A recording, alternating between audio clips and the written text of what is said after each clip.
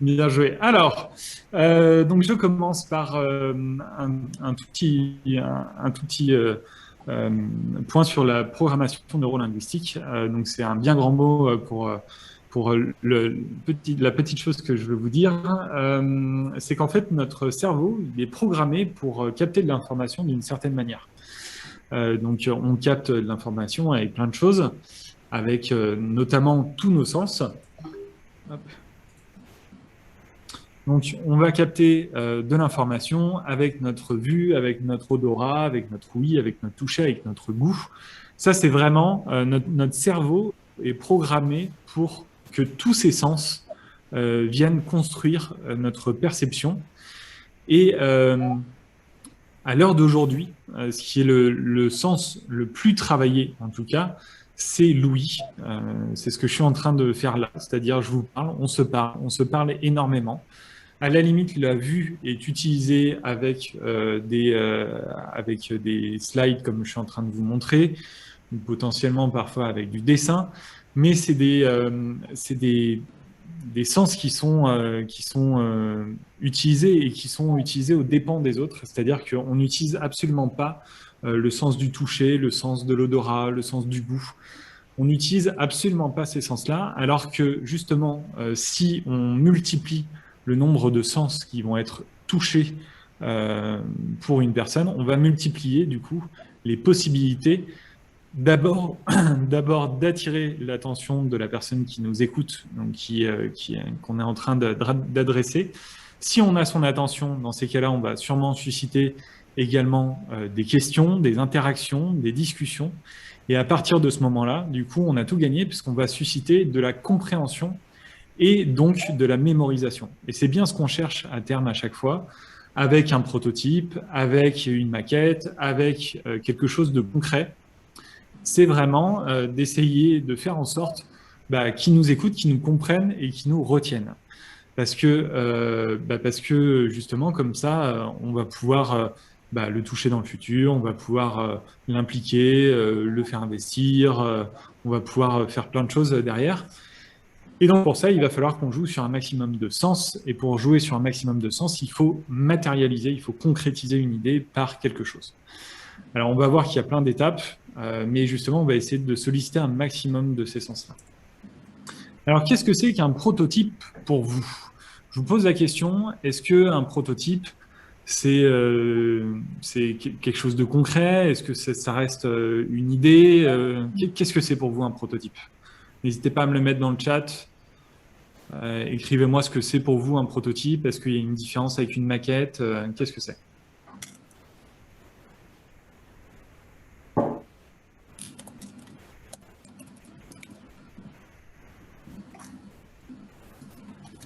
Ok, donc Véronique dit que c'est la première version d'une idée.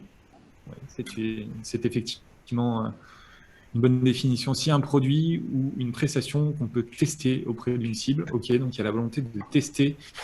Il y a une version d'essai, donc il y a aussi le côté essayer, tester à l'intérieur. C'est concret mais expérimental, d'accord? Donc c'est pas un produit fini. On a encore la partie test avec pour Nima, une version palpable. Donc il y a le côté effectivement touché, pas abouti en cours d'aboutissement, matérialisation d'une idée, une version concrète, test, etc. Oui, vous avez tous raison. Alors, la notion de prototypage, le terme de prototypage a largement évolué dans les années. Je vous ai mis ici 3 définitions différentes à 3 moments de l'histoire différents. Donc, je vous en ai mis une première qui est celle de 1973, qui dit qu'en fait, c'est le premier modèle d'un objet d'une machine établie afin de mettre au point avant d'entreprendre la fabrication en série. Donc, en fait, le prototype, c'était vraiment à l'époque le tout premier d'une série, c'était quelque chose qui était à vocation d'être vraiment industrialisé, etc. Ensuite, on a le fait que les prototypes servent à valider rapidement la conception d'un nouveau produit, mais là, on parle du coup de conception et non plus d'industrialisation. Donc, on remonte un peu dans la chaîne en disant qu'un prototype, ça va servir justement aussi bien à justement la phase de validation de la conception et non pas forcément directement de l'industrialisation. Et en 2016, donc cette définition date de 2000, et en 2016, IDEO le définissait comme justement la possibilité de concrétiser une idée pour la tester. Et donc, ils disent qu'il existe plein de méthodes, etc. Mais voilà, on a encore reculé pour dire que maintenant, en fait, la maquette arrive extrêmement tôt pour tester, pour valider une idée, pour vraiment, dès qu'on a un embryon d'idée, on va commencer à la tester.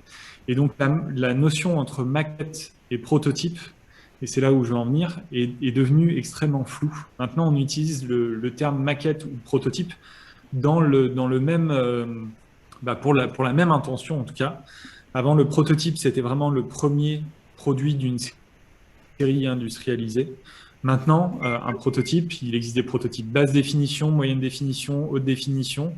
La notion de maquette et de prototype se sont mélangées. Donc, pendant toute cette session, je parlais de maquette et de prototype pour évaluer la même chose. En fait, la définition d'un prototype ou d'une maquette, c'est vraiment d'essayer d'avoir une intention précise. Donc, on va voir qu'il y a plusieurs intentions dans cette maquette ou dans ce proto, mais c'est vraiment dans le but de concrétiser une idée pour répondre à un objectif. Donc là, je vais vous montrer plusieurs niveaux de maquette sur un même prototype. À votre avis, donc ce dessin que je vous ai mis ici, correspond à un produit assez connu, en tout cas un produit qui a été fait par une entreprise que vous connaissez à coup sûr. Et donc c'est le tout premier prototype, un prototype qu'on appelle basse définition, qui est un dessin, hein, ni plus ni moins, d'un produit. À votre avis, qu'est-ce que c'est que ce produit? Est-ce que vous avez une idée du produit qui a été prototypé ici? L'ordinateur? Un ordinateur, non. Il y a déjà un ordinateur. Alors, l'ordinateur va faire partie du service, le Vidéoprojecteur? notebook en Un main. projecteur. Alors, il y a un vidéoprojecteur dedans, un picoprojecteur, donc c'est-à-dire un tout petit projecteur.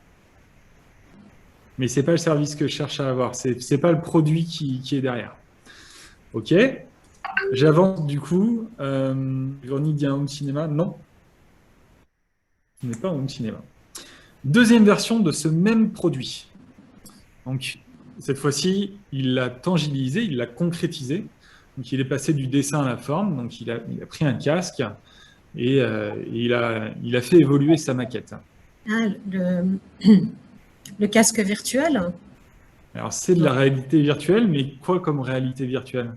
Est-ce qu'il y a un produit un produit phare qui est en face? Ça va être de la les lunettes. Je sais pas. Pour Nima, tu es la première voix devinée, c'est bien les lunettes Google Glass. Félicitations. Vous voyez tout ce que c'est que les Google Glass? Ouais. Oui, vous aviez bien mis en place l'idée avec la réalité virtuelle et la réalité augmentée. Alors, je vous montre tous les chemins du prototype. Donc, les Google Glass, c'était ça, hein, ça ressemblait à ça. C'est-à-dire, c'était des lunettes avec un tout petit écran qui venait par-dessus l'œil, qui vous donnait des informations sur la réalité que vous étiez en train de regarder. Donc, on pouvait regarder n'importe quoi et dire « Hey Google, qu'est-ce que c'est que cette plante ?» Et du coup, elle nous répondait, elle dit bah, « C'est un magnolia. » On pouvait dire « Hey Google, est-ce que tu peux enregistrer ce que je suis en train de regarder ?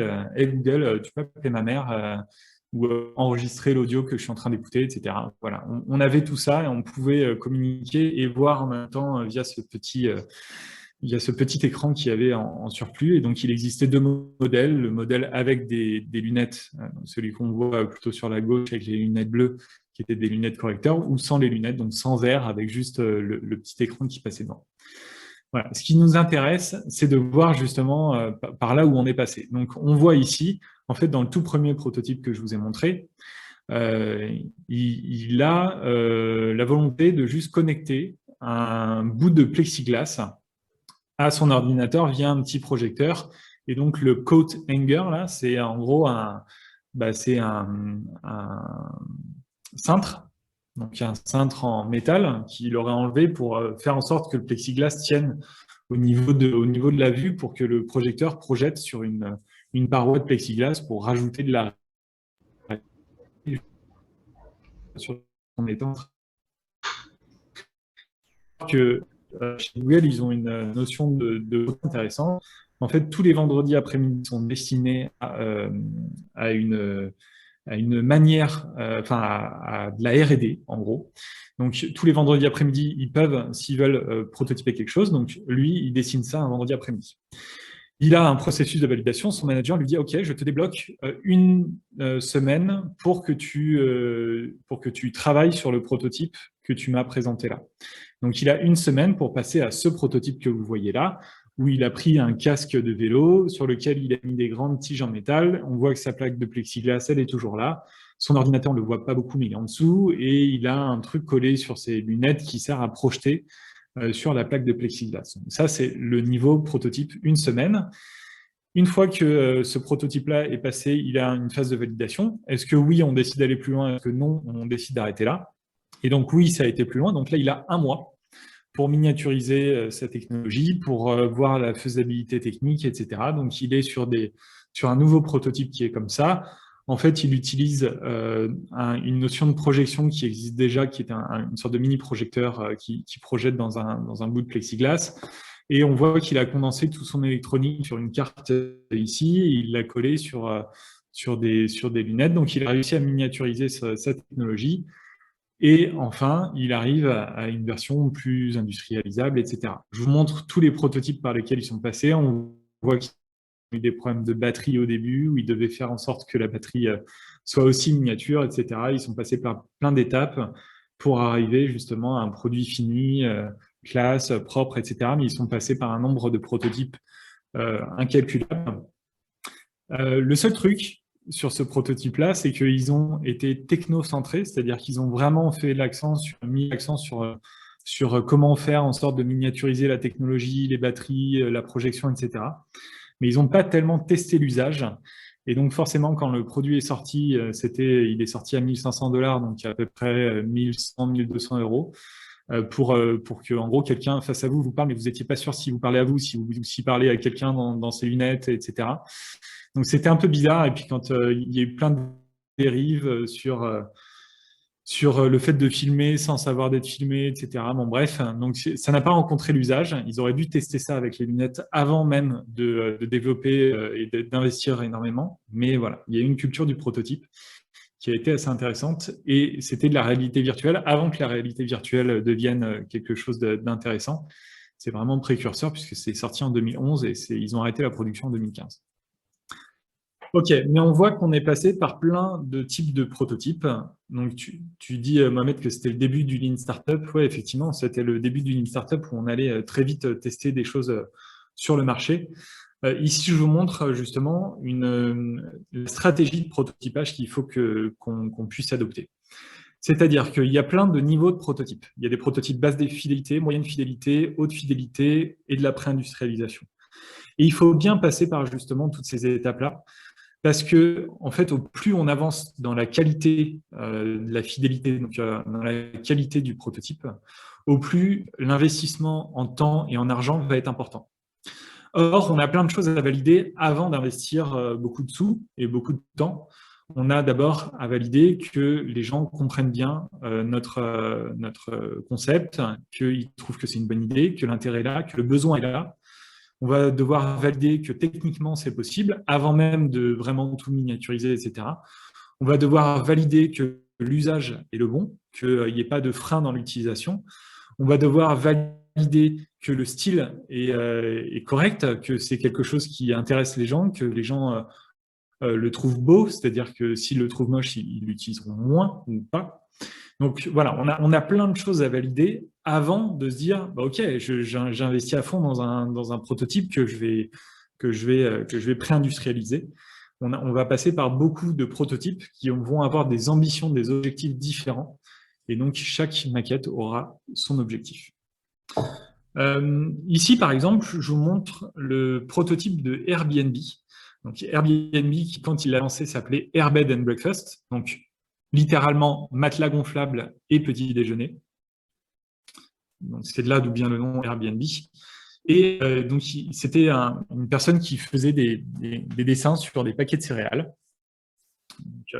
C'est Joe Gebbia qui dessinait des paquets de Captain Crunch et qui s'est dit un jour, il y a une grosse conférence, c'est à San Francisco, il y a une grosse conférence tous les ans, les hôtels sont pleins. Et donc, il s'est dit, ça pourrait être intéressant que je teste de mettre 2 matelas gonflables chez moi et de de les mettre à la location pour voir s'ils partent ou pas. Il s'attendait à avoir des couchsurfers ou des gens un peu hippies qui venaient chez lui. Et en fait, c'est 2 mecs en costard qui se sont pointés et qui, en fait, cherchaient une expérience différente. Et du coup, il s'est dit, ah bah génial, il y a vraiment un business à faire, puisque j'attire une population que j'avais pas anticipée, parce qu'il y a un réel intérêt, il y a des choses que j'ai pas perçues à la base, qui était le côté expérience, vivre une discussion avec quelqu'un de local, dormir dans un vrai appartement de quelqu'un de local, découvrir la culture locale, etc. Et ce prototype-là, de voir si c'était possible, s'il y avait de l'intérêt, etc., lui a pris 48 heures. Donc, il a fait vraiment un mini-site où il a dit, bah voilà, sur tel jour, je loue 2 matelas, qui est preneur. Et du coup, il a gonflé 2 matelas gonflables qu'il a mis dans son appartement et c'était tout, quoi.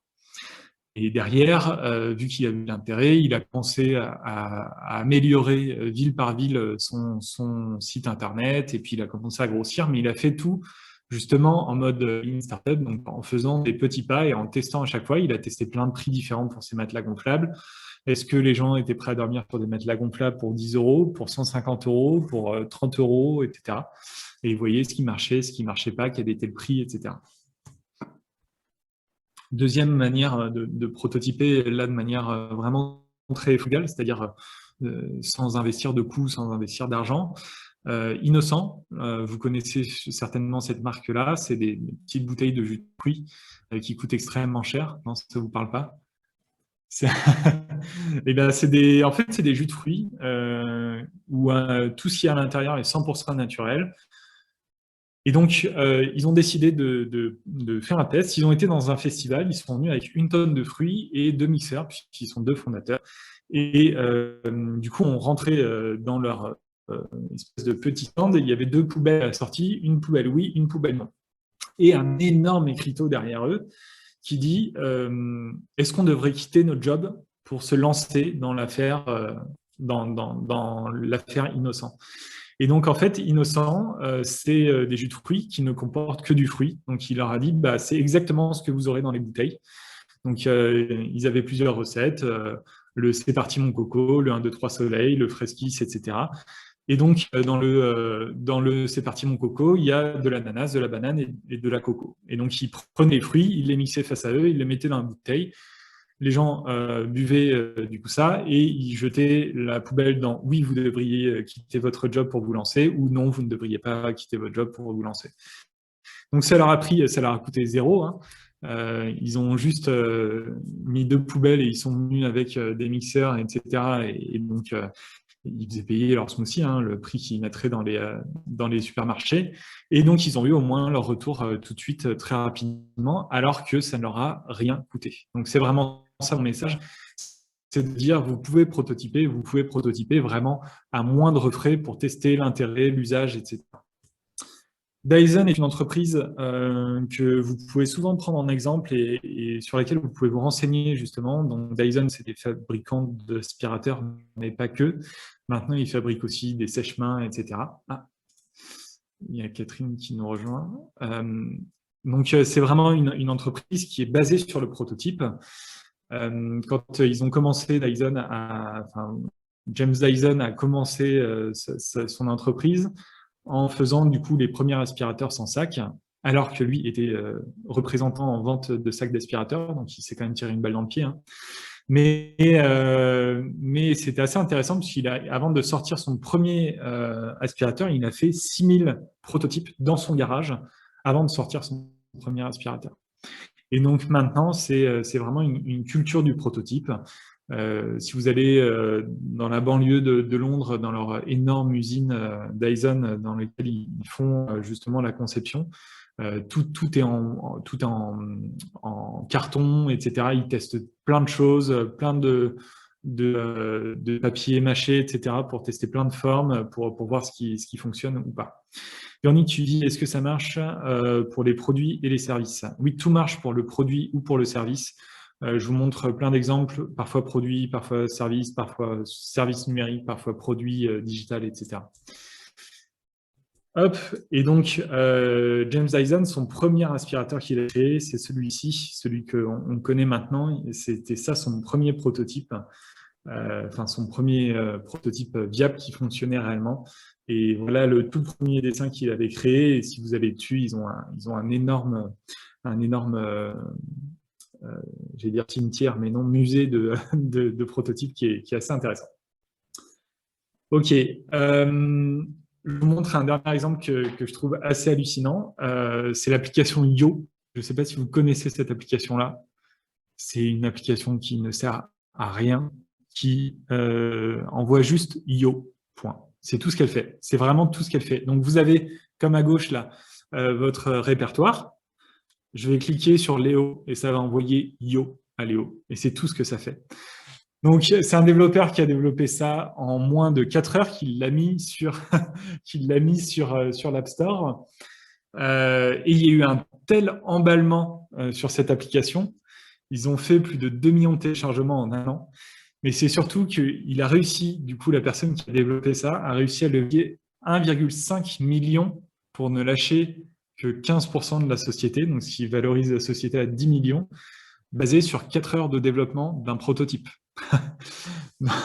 Pour une application qui envoie juste Yo. Bon, en vrai, il y a pas mal d'applications derrière qui l'ont reprise pour s'en servir à envoyer des messages, etc. Mais voilà, pour vous dire que parfois, pour 4 heures de boulot sur un prototype, eh ben, on peut lever 1,5 million. Je pense que c'est la seule, et une première et la seule dans l'histoire, mais voilà, ça peut aussi servir à ça. Alors, pourquoi prototyper? Il y a 5 grands objectifs de prototypage qui sont comprendre, convaincre, choisir, expérimenter, débattre. Je vais vous illustrer tout ça dans des cas concrets. Mais voilà, j'ai répertorié donc ça en 5 grandes thématiques.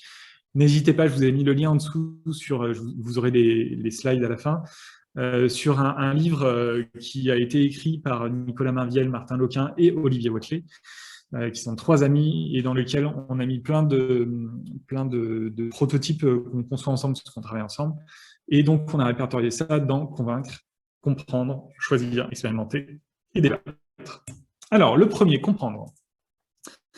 Chaque année, puisqu'on est tous profs aussi à Audencia, qui est une école de commerce à Nantes, on a décidé sur les premiers étudiants justement en innovation de les accueillir en leur demandant de nous expliquer comment fonctionnent les toilettes. Ça paraît assez simple, mais je vous jure qu'en fait, le principe de toilette est assez complexe à comprendre. Non seulement il y a la chasse d'eau, ça peut être assez facile à comprendre dans un premier temps, mais c'est surtout comment, une fois qu'on a tiré la chasse d'eau, comment tout s'évacue, par quel phénomène, etc. Donc, on les divise en 2 groupes, et on a un groupe qui a des toilettes, où on leur donne des toilettes, et on nous demande de nous expliquer comment ça fonctionne. Et on a un groupe avec lequel on leur donne des seaux, des perceuses, du carton, etc. Et on nous demande de nous expliquer comment fonctionnent les toilettes. Et bien, en fait, le groupe qui a du matériel, des seaux, etc., arrive à nous expliquer en premier comment fonctionnent les toilettes avant ceux qui ont physiquement les toilettes pour les observer, pour voir comment ça fonctionne. Je vous explique. En fait, donc dans les toilettes, vous avez ici, quand ils prototypent, donc ça, pour la chasse d'eau, vous avez un petit flotteur dans la chasse d'eau. La chasse d'eau se remplit au fur et à mesure par le tuyau qui arrive là sur la droite.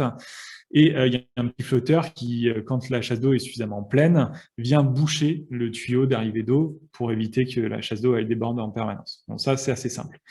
Mais c'est surtout à l'intérieur des toilettes qu'il faut que là, il y a quelque chose de pas suffisamment évident.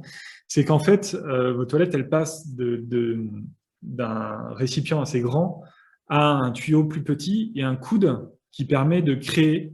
Alors, le premier truc, c'est passer d'un gros tuyau à un petit tuyau, ce qui crée un effet Venturi, ce qu'on appelle un effet Venturi, c'est-à-dire que la réduction du débit, enfin de la taille du tuyau va augmenter le débit, donc ça va créer une accélération dans l'eau.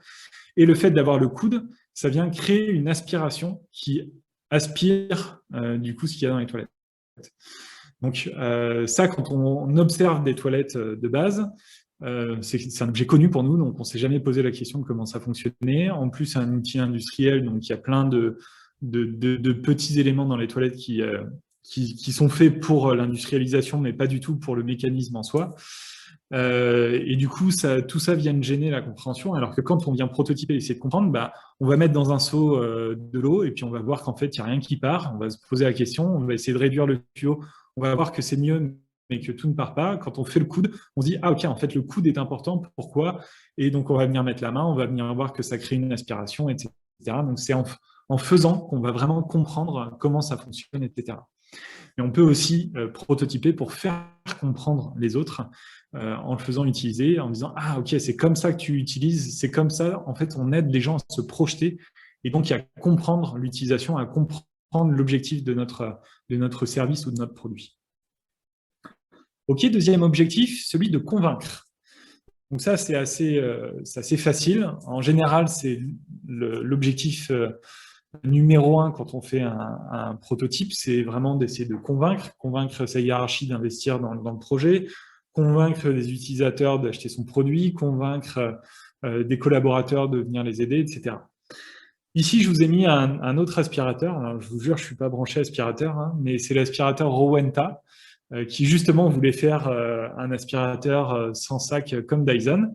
Et donc, ils ont fait une maquette parce qu'ils n'avaient pas, en fait, ils n'avaient pas la possibilité d'investir. En tout cas, ils avaient le doute avant d'investir.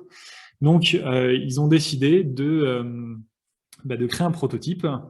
Le prototype était tellement incroyable, tellement fidèle à ce que ça allait être, que, en fait, je vous ai mis à droite trois images. Une image de synthèse, une photo du prototype et une photo du vrai produit une fois que le produit est fini. Est-ce que vous êtes capable de faire la différence et de savoir lequel est lequel? Celui en haut, par exemple? Est-ce que c'est le vrai produit? Est-ce que c'est la maquette? Est-ce que c'est la vue 3D? Véronique dit que c'est la vue 3D. Oui, effectivement, c'est la vue 3D. Celui du milieu, c'est le vrai produit, et celui du bas, c'est la maquette. En fait, donc la maquette n'est absolument pas fonctionnelle. Il n'aspire pas du tout, mais par contre, elle fait le vrai poids et tout est fait en mousse et en lac et en peinture.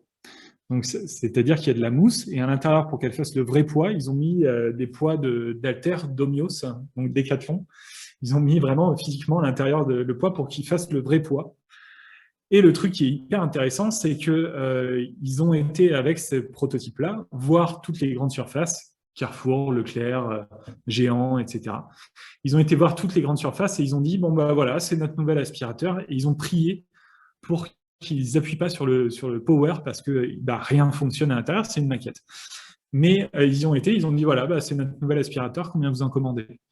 Ils ont réussi à en vendre plus de 300 000. Et une fois qu'ils ont vendu plus de 300 000, ils ont dit « Ok, bon, maintenant, on va le développer. » Et donc, ils ont développé les composants, etc. Mais ils ont réussi à vendre l'aspirateur avant de l'avoir conçu, juste en faisant justement une maquette. Donc voilà, ça peut servir à convaincre. Je vous ai mis aussi d'autres maquettes 3D ici. Donc, c'est un bateau d'un designer nantais. Je ne sais pas si tu voyais le petit personnage ici à l'échelle 1, hein, donc c'est même plus un yacht, c'est une espèce de paquebot de luxe. Voilà, et il a réussi à en vendre un. Donc, on verra peut-être dans les eaux un de ces quatre. Voilà, tout ça pour vous dire que les maquettes pour convaincre, en général, c'est des maquettes qui vont nécessiter d'investir dans la 3D ou d'investir dans quelque chose de plus finalisé. Et donc, c'est vraiment, on va être dans la moyenne, dans la maquette moyenne définition, plutôt que là où, pour comprendre, on pouvait être dans de la basse définition, du papier carton, c'était pas important. Ok, prototype pour choisir. Donc ici, je vous ai mis un prototype qu'on a fait pour des vignerons où ils avaient besoin justement de capteurs pour voir où en était la vinification, le taux d'alcool, le taux de soufre, le taux de plein de choses. Donc on a fait une espèce de petite sonde. Alors ce que vous voyez à ma droite, c'est ma cycloche que j'ai sacrifiée pour en faire un prototype et dans lequel j'ai mis les jouets de mon petit-neveu. Donc vous voyez les ronds dans les ronds, les carrés dans les carrés, les triangles dans les triangles là. Et ben c'est ça, sauf que je fais voler tous les ronds et puis je les ai mis là-dessus pour simuler justement des capteurs. Et donc on a été directement sur le vignoble pour voir si c'était utile, si c'était pas trop lourd, si c'était la bonne taille, s'il y avait les bons capteurs, etc. Et en fait, quand il a plongé le truc, il a dit ah bah non. Alors oui, c'était un tuyau de douche, hein, l'espèce de tuyau que vous voyez là aussi. Et ils m'ont dit ah bah non non, c'est pas pratique. Moi j'aimerais bien quelque chose avec une poignée. Donc en fait, on a découpé dans de la mousse directement sur place, hein. On a découpé dans de la mousse en disant bah voilà, si on faisait une sorte de poignée comme ça avec la possibilité de relever, donc c'est un enrouleur, possibilité de monter ou de descendre la sonde dans les cuves, est-ce que ça t'améliorerait? Oui, oui. C'est bien mieux. Par contre, j'aimerais bien aussi avoir les informations directement plutôt que de le brancher à un ordinateur. Donc, j'aimerais bien un petit écran dessus qui me donne le taux de soufre directement, etc. Bon, bah voilà, je dessine un écran dessus. Et donc ça, en fait, comme le dit Christiane, c'est un test d'ergonomie, effectivement, de voir si physiquement ça rentre bien dans les mains, s'il est bien utilisé. Mais aussi, ça permet de choisir si on met des écrans, si on met pas d'écran, si on le fait en mode poignée ou si en fait ça suffit de mettre juste un fil qu'on peut jeter dedans, etc. Donc ça peut servir à faire, mais à faire en même temps que de décider en fait. Et donc ça va nous permettre de choisir les technos, de choisir les manières de faire, donc, de choisir des matériaux aussi potentiellement.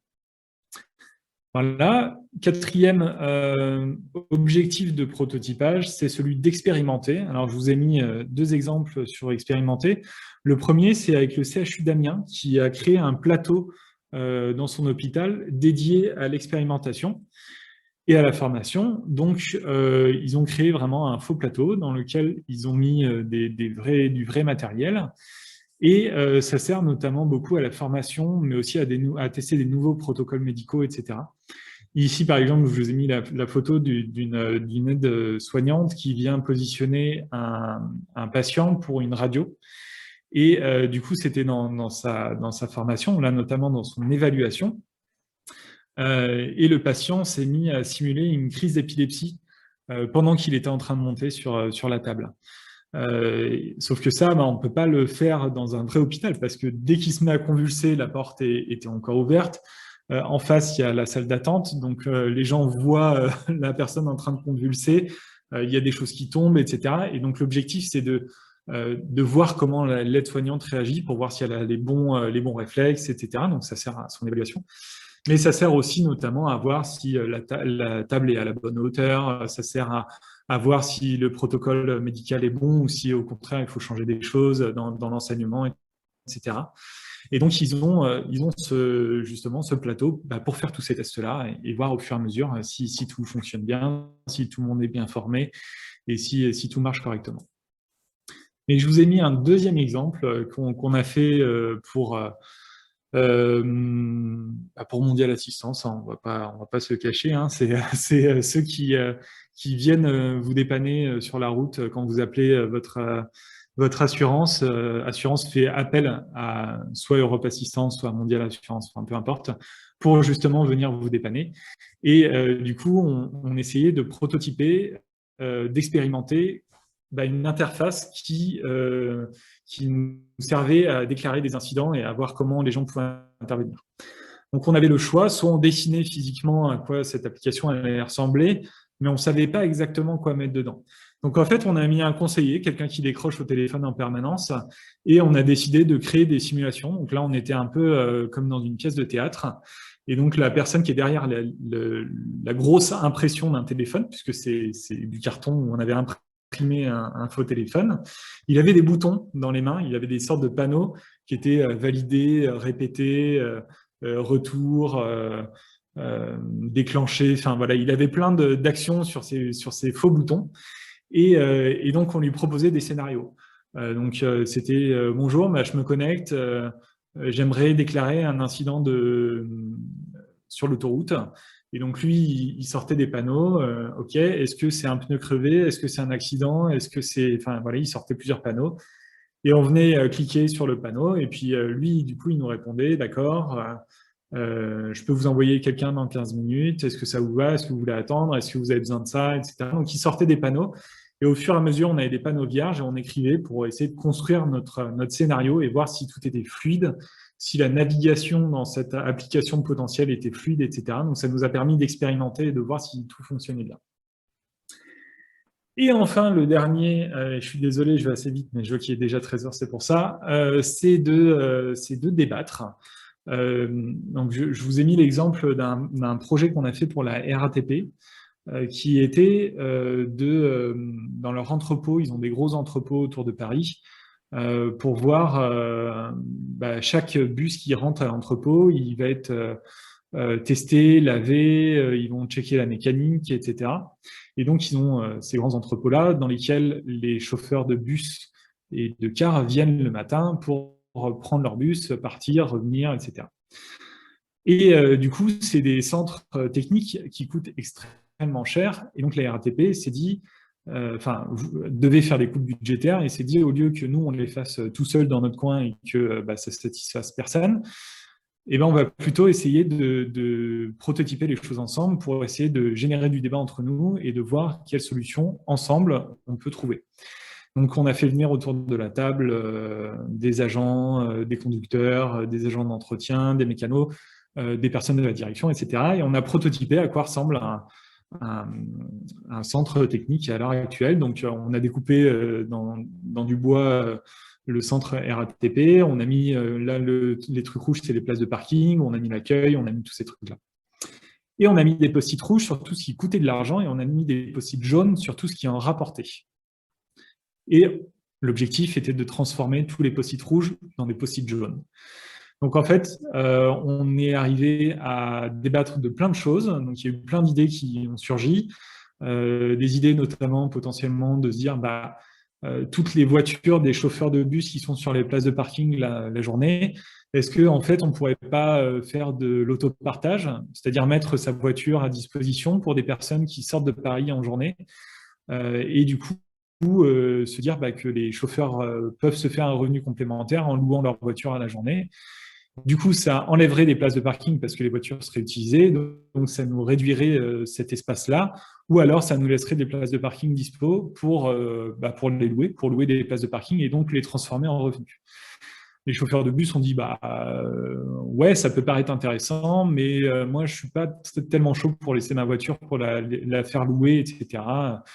Ok, bon, c'est pas grave, on va pas travailler là-dessus. Par contre, est-ce que on envisage que la journée, quand les bus ils sont tous sortis, le centre technique il se transforme en centre de contrôle technique pour des voitures ou pour des camionnettes ou des trucs comme ça.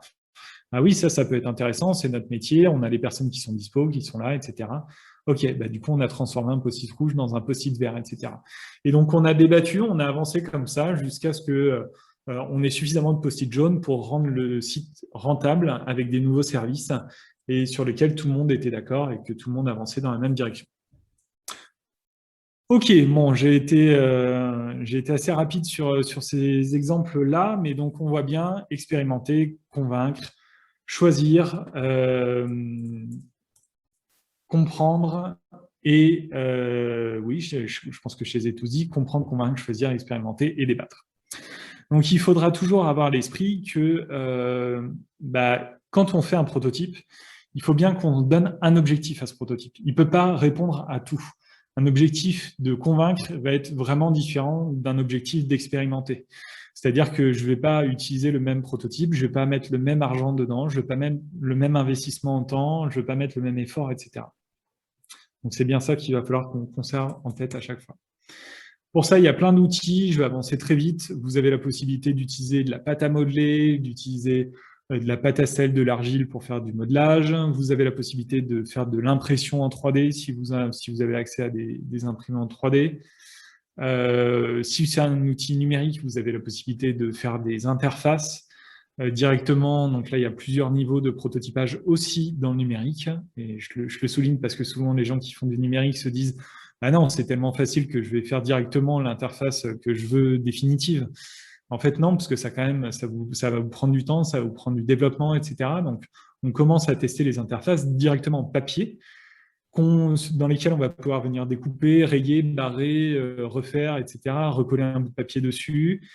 Ensuite, on passera justement à des outils, on va venir concrétiser un peu, faire des liens, faire des maquettes interactives. Et ensuite, on va passer justement à la partie graphisme, rendre les maquettes plus haute fidélité, là, plus pour convaincre, alors qu'au début, on est plutôt dans le comprendre, dans l'expérimenter. Et vous avez d'autres manières sur notamment les services. Vous avez la possibilité de faire des storyboards, de faire du théâtre, de faire de la BD. Alors, BD storyboard, ça correspond un peu. Je vous ai mis ici une BD Gaston où justement ils font le avant-après, mais ils font le après au début et puis le avant après. Donc voilà, mais toujours est-il que justement, avec des petits dessins, même si on ne sait pas dessiner, on peut justement expliquer par quelle étape on va passer, par quel processus, on peut prendre des photos, on peut faire plein de choses. Donc c'est ça dont je parle. Je vous ai mis ici aussi du storytelling, on peut faire du stop motion, on peut faire des vidéos, on peut faire du podcast. Le podcast marche très très bien dans les prototypes basse définition parce que c'est très facile de s'enregistrer. Vous enregistrez directement sur votre téléphone, soit une fausse émission de radio ou alors une réclame publicitaire ou un truc comme ça. Vous l'enregistrez sur votre téléphone ou vous enregistrez la session Zoom, juste le son, et ça fonctionne vraiment très bien. Voilà, donc on peut aussi filmer, faire des vidéos, etc. Mais on peut aussi faire des choses hybrides, c'est-à-dire faire des maquettes en Lego qu'on va venir prendre en photo étape par étape pour venir construire justement un scénario, un storyboard, en venant construire justement, en mettant des petites bulles sur vos Lego qui vont décrire vraiment toutes les étapes du process de votre service. Ok, je vous ai mis plein de bibliographies si vous voulez aller plus loin là-dessus. Je vais juste vous montrer plusieurs autres outils. Où est-ce qu'on commence directement? Non, on va commencer directement. Je vous montrerai les outils tout à l'heure quand on rentrera dans le prototype. Je vais vous montrer des manières de prototyper. Je tenais avant à vous montrer un outil qui est vraiment puissant dans la manière de faire et qu'on utilise assez peu souvent. Or, c'est vraiment quelque chose qui va être très intéressant à faire. C'est d'utiliser des fictions comme de prototypage. Alors, je vous partage mon écran. Hop. Alors, la fiction, alors on appelle design fiction, mais c'est juste des fictions, en fait. C'est le fait de construire de faux outils qui existent potentiellement déjà aujourd'hui. Donc, c'est de projeter des utilisateurs dans un usage futur. Par exemple, ici, on travaillait pour le ministère des Armées. On a fait un faux article de jeuxvideo.com sur une technologie qui pourrait arriver, sauf qu'en fait, on l'écrit. On voit ici le jeudi 3 mars 2027, et on vient écrire comme si la technologie elle était déjà déployée depuis plusieurs années et du coup, on vient décrire les conséquences que ça a eu. On vient expliquer comment ça a été mis en place, comment les gens se le sont appropriés, etc.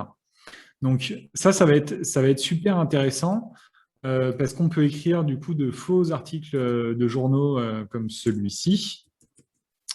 Donc ici, c'est un faux article de Wired, qui est un magazine technologique. Ici, on a un faux article de The Guardian, journal londonien. Ici, on a un faux article du New York Times. Et à chaque fois, en fait, il nous suffit d'une illustration assez basique et de venir écrire le texte comme si on était... donc là, on était à quelle date? Je ne sais pas si je l'ai mis. Mais c'est de se projeter dans plusieurs années et de faire des faux sites internet, de faire des faux articles de journal, de faux flyers, de fausses affiches, mais non pas pour vendre votre prototype aujourd'hui, mais comme si votre prototype il était déjà fini, déjà commercialisé et déjà utilisé, pour justement ne pas seulement expliquer comment il fonctionne, mais bien réussir à expliquer aussi comment les gens se sont appropriés, comment ils l'utilisent, quelles ont été les dérives potentielles. Ça vous permet d'expliquer les risques, les faiblesses, les avantages, d'expliquer l'usage que les gens en ont, etc. Et donc, pour expliquer le service ou le produit que vous voulez mettre en place, dans une optique, puisque je reparle encore d'objectif de et comprendre et convaincre, c'est-à-dire que là, vous allez essayer de faire comprendre à vos utilisateurs comment les gens l'utilisent, etc., et de convaincre justement en disant que c'est un outil ou un service qui est utilisé, qui a eu des bénéfices et que les gens maintenant se sont appropriés pour telle et telle raison. Donc ces articles et ces sites internet, ces affiches, ces flyers, etc., on peut très bien faire des flyers de partis politiques, on peut très bien faire des affiches de festivals, on peut très bien faire un faux site internet ou un forum, ou peu importe, quelque chose de faux, mais qui ressemble à des outils actuels. Comme ça, les gens se projettent facilement dans la lecture ou dans l'utilisation de tout ça. OK ? Donc tout ça, comment on peut le faire ? On peut le faire avec Canva, par exemple. Je ne sais pas si vous connaissez cet outil en ligne. Il y a pas mal de ressources gratuites. Donc là, je me suis connecté, c'est canva.com, canva.com. Hop, je vais vous le mettre dans le chat. De toute façon, je vois qu'il y a eu conversation. Hop. Les fake news, c'est complètement moi, Véronique. J'ai lancé, en fait, Trump, j'ai dit, hey, imaginez Trump y passe, et puis pouf, ça a marqué le dessin.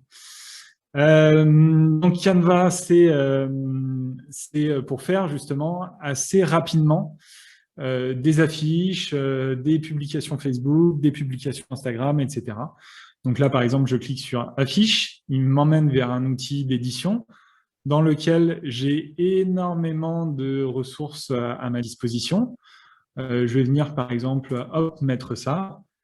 Ça vient me générer, du coup, mon affiche dans laquelle je peux écrire mon message et je peux changer le pictogramme, je peux bouger son sens, je peux modifier l'image, je peux modifier plein de choses. Donc ça peut être un outil justement d'édition pour faire les fausses affiches, les fausses publications, etc. dont je parlais tout à l'heure. Ça va nous servir à ça, à nous projeter dans un service qui existe déjà, etc. Donc, première utilisation, Canva. Ensuite, je voulais vous montrer aussi Marvel App. Marvel App, qui est un outil de prototypage d'interface. Donc, cette fois-ci, pour prototyper un service numérique. Donc, j'arrive sur cette interface quand je me connecte, donc je dois me créer un compte. Par contre, pour lui, pas forcément un compte payant, ça peut être des comptes gratuits. Je crois qu'on a 2 ou 3 projets gratuits en simultané, donc après, vous pouvez les archiver, etc. Et donc, soit je viens dessiner une forme sur un papier, par exemple. Je prends en photo les écrans que j'ai dessinés en papier. C'est ce que j'ai fait ici. Par exemple, je vais vous montrer. J'ai pris en photo, j'ai simulé une interface de compte bancaire dans lequel j'ai mis 3 menus, mes comptes, ma carte et mes transferts d'argent. Donc, j'ai pris en photo ce que j'avais dessiné. Et ce qui est très bien, c'est que je peux venir dessiner des zones qui vont m'envoyer vers d'autres écrans. Donc là, par exemple, quand je clique sur ça, ça m'envoie vers l'écran que j'ai dessiné, qui est celui de ma carte. Là, vers celui de mon transfert. Et donc, quand je clique à côté, là, par exemple, je vois les zones sur lesquelles je peux cliquer. Et donc là, par exemple, j'avais mis le bouton « Bloquer ma carte », je clique, ça me met « Êtes-vous sûr de bloquer votre carte ?» Oui. OK, la carte est bloquée. Je valide. Êtes-vous sûr de bloquer? Oui. Ou alors non. Et voilà, ça m'emmène vers d'autres choses. Donc, j'ai tous mes écrans, je peux juste les animer comme ça. Ça va extrêmement rapidement. Hein. Je prends en photo sur mon téléphone, je le mets dedans, je délimite des zones qui m'envoient vers d'autres photos que j'ai prises. Et voilà. Donc ça, c'est la première utilisation de Marvel. Vous avez une deuxième utilisation qui est celle de créer un projet là-haut, donc créer un prototype. Je lui donnais un nom, truc. Je vais dire, c'est un prototype qui est fait pour quel téléphone, ou pour quelle montre, ou pour quelle tablette, ou pour quel website, etc. Là, je vais dire, c'est pour iPhone 11. OK, je lance. Deux possibilités. Soit je pars d'exemple, soit je le fais moi-même. Et du coup, là, je vais créer un design en haut. Je vais cliquer sur « Créer un design » et créer à partir de Marvel. OK ? Et donc, j'ai cet écran cette page blanche, comme dans Canva. J'ai cette page blanche, sauf que là, cette fois-ci, je vais pouvoir ajouter des éléments de mon téléphone. Par exemple, je vais ajouter un clavier. Hop, donc ça vient m'ajouter mon clavier. Je peux l'ajuster à la bonne taille. Je vais venir mettre une pop-up de connexion, par exemple. Donc, je mets la pop-up de connexion. Bon, je peux modifier en rentrant dedans après. Je peux grossir les textes à l'intérieur. Je peux modifier, quand je double-clique dessus, je peux modifier les textes à l'intérieur, etc. Et donc, tout ça va me permettre de faire plusieurs écrans et de dire à la fin, donc je vais créer juste un deuxième écran, juste pour pouvoir faire un lien entre les deux. Hop, je mets un numéro de téléphone. Voilà. Donc, j'ai créé mes designs. Maintenant, je vais cliquer sur « Prototyper ». Donc, je retrouve les écrans que j'ai faits, le temps que ça charge. Ah non, c'est qu'il me l'a juste mis en très très grand, parce que l'iPhone 12 est très très grand. Donc voilà, j'ai mon écran et je vais venir délimiter la zone ici. Et il me dit, d'accord, cette zone, tu veux l'emmener vers quoi? Et je dis, je veux l'emmener vers cet écran-là. OK, je ferme. Et du coup, maintenant, quand je le joue, quand je clique sur Play, il me charge l'écran que j'avais fait. Et quand je clique sur OK, ça m'envoie vers l'autre écran. Donc ça permet de créer des interfaces très rapidement. Moi, personnellement, je préfère les dessiner, les prendre en photo et faire mes boutons. Ça, pour moi, je trouve que ça va beaucoup plus vite. Mais voilà, on peut quand même faire des prototypes assez véridiques sur des éléments d'interface comme ça, grâce à Marvel. Et l'étape d'après, c'est de potentiellement le faire sur Figma. Alors Figma, c'est un outil plutôt à destination de designers à la fin. Et du coup, je peux vraiment faire des interfaces très complètes, etc. Là, je vais juste vous montrer, par exemple, je vais créer, non pas une équipe, je vais créer un nouveau projet. Un projet sur iPhone.